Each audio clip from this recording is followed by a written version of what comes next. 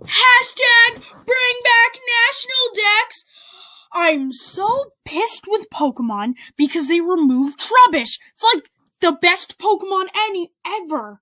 I'm going to ignore the fact that there's a huge open world area, evolutions from a Pokemon we've wanted for years, and the first console Pokemon games, and I'm going to complain about this tree. What? It's an ugly tree. Hashtag Game Freak is gone! I don't care that they're being incredibly lazy. They're way better than you'll ever be if you agree with Dexit. Oh my god.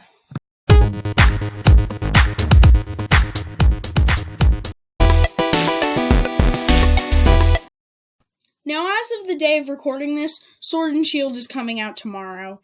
And these are some of the most controversial Pokemon games ever. These games are so controversial, people were more excited for a pay-to-win mobile game than these new console main series Pokemon games. Now, because they're very close to coming out, I decided I was going to talk about my opinion on them.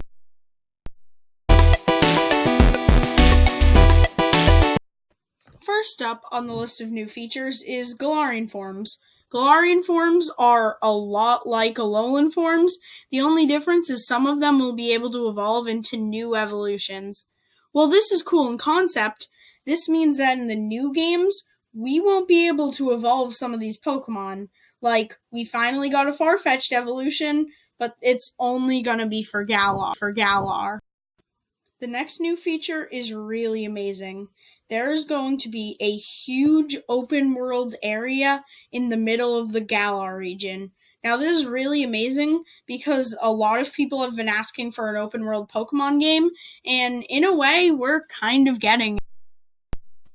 Also, there's a new encountering system, and this is really cool because it's a combination of the two systems. So if you prefer the old system, where you run around into the grass and get a random Pokemon, you can do that. Or if you prefer the new system of seeing Pokemon in the overworld, you can do that too. And they've also had some new features, such as being able to call over Pokemon you're trying to catch, which is going to be very useful in a lot of situations. Also, there's a Curry Dex. Hashtag Curry for Smash! Now, the main reason these games are so controversial is because they will not include all the Pokemon. Now, this change affects everyone. It affects shiny hunters because they can't have all their shinies on one game. It affects collectors because they can't have a complete living dex. It affects competitive players because they can't have their really good Pokemon. It affects casual players because they can't use the Pokemon that they've grown a bond with. To be honest, this has ruined the experience for a lot of people. I'm still excited for them, but this has hurt my opinion on them a little bit. And to add salt to the wound, Game Freak said that the reason they couldn't include the National Dex was because they had to redo all the models. But data miners have found out that the models are exactly the same. Here's some images on screen.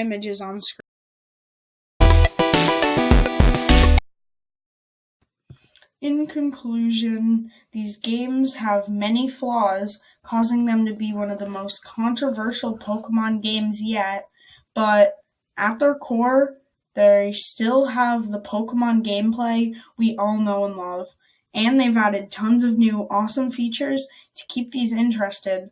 I'm really excited for these new games, but like I said, they have some flaws, so why not propose some solutions?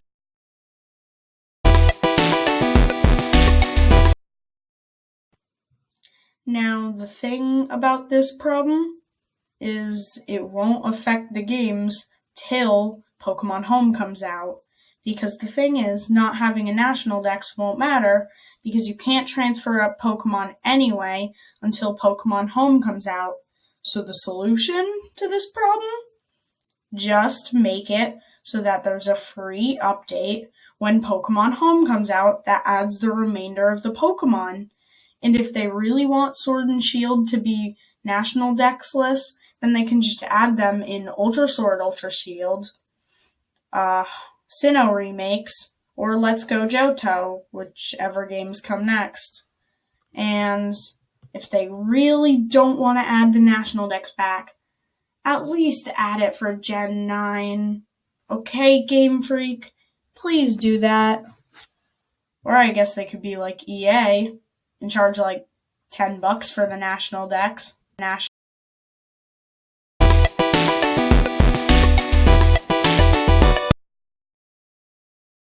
Now, some may argue this part is unnecessary, but I argue the opposite. This is the most necessary part of the video, because if we're going to be telling you about Sword and Shield, I should be telling you how to pick the right starter. And now the rest of the video, that was just my opinion. You can disagree, whatever, doesn't matter. But this part's the facts. This part is totally true. There's no arguing it. Sobble is the best Sword and Shield starter. There is no arguing it. I mean, come on, a Leaf Monkey? We already have a Leaf Monkey, and you know how that turned out. And come on, a Fire Bunny? That thing's more creepy than cute. Imagine how bad its evolutions are gonna be. Sobble is the only good starter. Like, think about it. Remember the last time we had like a lizard water starter thing? It became like this crazy great meme and one of the best Pokemon ever. So we know this time it's also going to become like the best Pokemon ever. So that's why you should choose Sobble. There's no reason to choose any of those dumb Score Bunnies or those ugly Grookies. I just completely destroyed half my fans. Please come back. Probably already leaving a comment. Why you suck so much? Why you suck so much? I'm unsubbing. Grookey is best starter. You suck. That looks like correct grammar to me. Comment.